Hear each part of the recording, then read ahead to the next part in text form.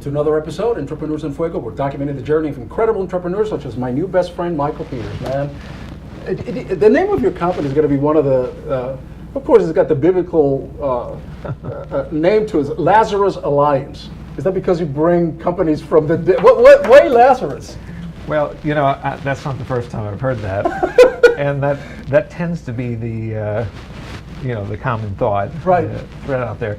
There's actually a very a little known fact about the origin of that name, and that really has to do with my youngest son, who is Lazarus. Oh.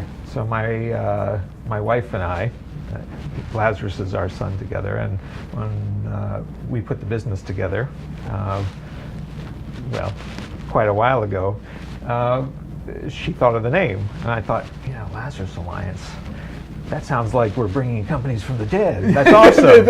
Yeah, and of course, named after your son.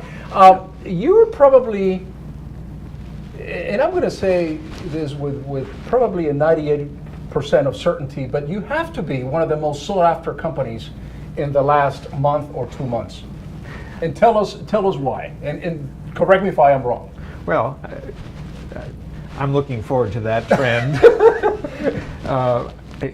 I have to say that cybersecurity is hot.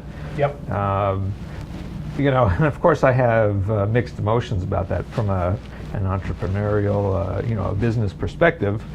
Business is good because breaches are happening all the time. I mean, you can't get away from the news or the papers or anything like that without hearing about somebody who's been affected. They're happening more often. Absolutely, it is escalating. Okay. The bad guys and girls are getting better. They're organized. In many instances, they're well funded because of either syndication or nation state, funding. So it's a pretty scary landscape, particularly if you're in the SMB space.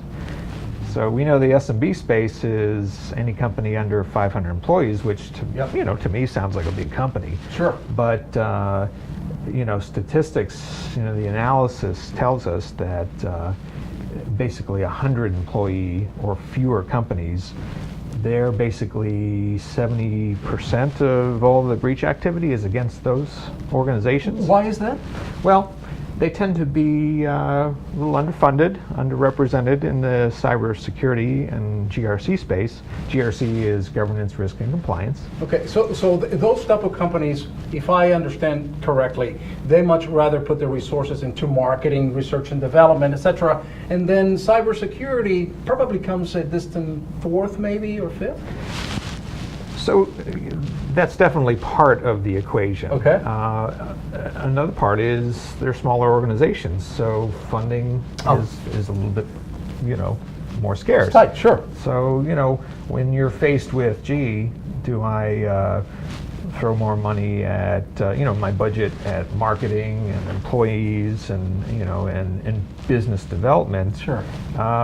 Something that maybe you hadn't experienced before, a cyber breach or some sort of situation like that, it's very much like we have, automobile insurance or we have business insurance.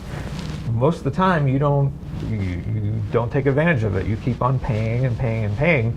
You're awfully glad when you have an accident that you invested that money. Right. And then you have the insurance to cover for it.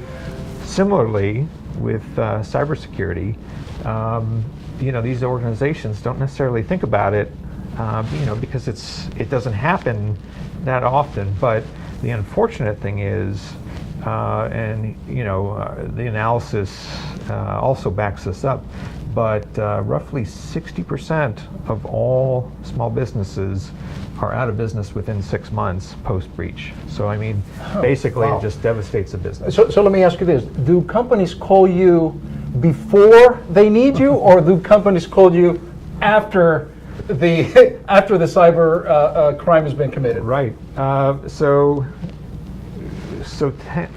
People tend to come to us in a panic. Something's wrong. Now, our business model, we focus on what we refer to as proactive cybersecurity. Prevention, basically. Absolutely. All right. We have learned, being in the business for a very long time and watching, how companies recover or not from these events, that you can throw so much, money at hardware, fancy hardware for security and software. It's really the wetware, the human, that brings it all down, because people are tricked, they're coaxed into clicking on that link or introducing that malware. This is very real. Absolutely. And at the beginning of our conversation, you're talking about maybe government sponsored. You're talking about syndicates. Yep. This is very real. There's It's a actually, business. I was going to say there is a dark business out there that it's dedicated their life to breaking into your system.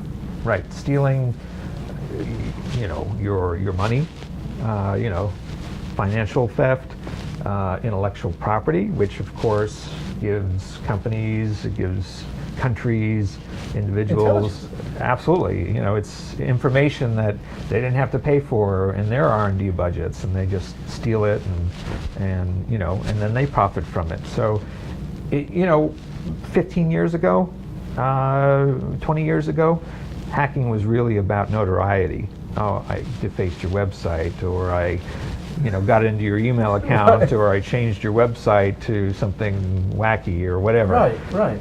Now it's all about profit. Totally. It's all about profit, and it's very profitable. Otherwise, not too many people would Right. be in the business to get inside your computer. Right. So they're organized. It's not so often that it's a lone wolf, an individual doing this. They tend to be well organized. Nowadays, they're well funded, and because they have a high degree of success in getting away with those digital crimes, the profit motive incentive is just overwhelming. It's hard to imagine, and you're validating a thought that I had. It's hard to imagine, as recently one politician put it, that there may be a 400-pound guy maybe hack it into a computer. That's probably very unlikely, Right. because these are very sophisticated people. Absolutely.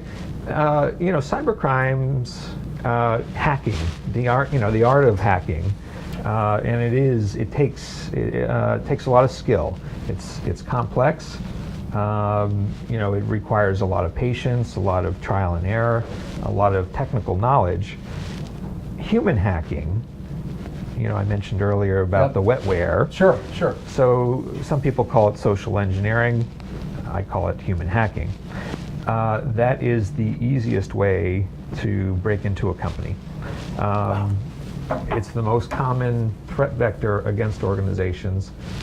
100% of the breaches that are, post-analysis over the past, easily, I'll just say 2 years, but it's probably longer. 100% of those big breaches were totally because of human hacking.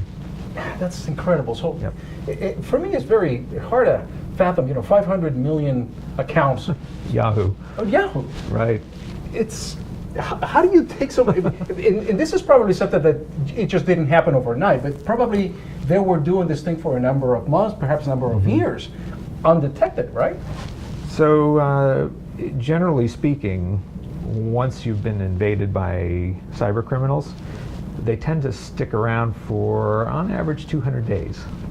So Without you knowing, of course, That's right. that they're there. Exactly. Wow. So, that's a whole lot of playtime. If you think about it, they've effectively created a beachhead within your organization to do reconnaissance, to harvest information, to gradually take your intellectual property, financial transactions, to intersect all of this stuff, to impersonate other employees, to escalate their privileges and things like that. It's a lot of patience, a lot of persistence. You want to be as quiet as you possibly can so you remain undetected. So,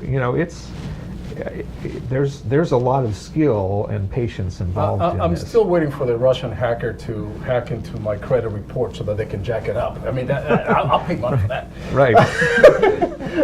Share the love. Lazarus Alliance, Michael, man. I mean, you're just incredible. You're at the right place at the right time in the right environment right now. I mean, you're one of the best companies here in Arizona doing this thing and just preventing the cybersecurity. So it's better to call you before anything happens, right? I mean, is that Completely. what we're deducing out of this interview? Is that? Absolutely. We really try to emphasize being proactive. Yeah. From a service standpoint, we are the only, I'll underscore Yep. that, only Arizona cybersecurity firm that has the level of accreditation and authorizations that we do to do the work that we do. So IT audit and compliance, Yep. risk assessment and risk management, governance and policy development, and then we have our cybervisor consulting type services to fill in the gaps there. I can't let you go without you showing what you do. Oh, in honor of your motif, Yes. I had to wear the cufflinks. You gotta show it. Bring it up a little bit closer. You gotta check it out. Yeah. Oh man, you're man to my heart, man. You're my new best friend. Thank you. Thanks a lot. Appreciate it. With that, we're out.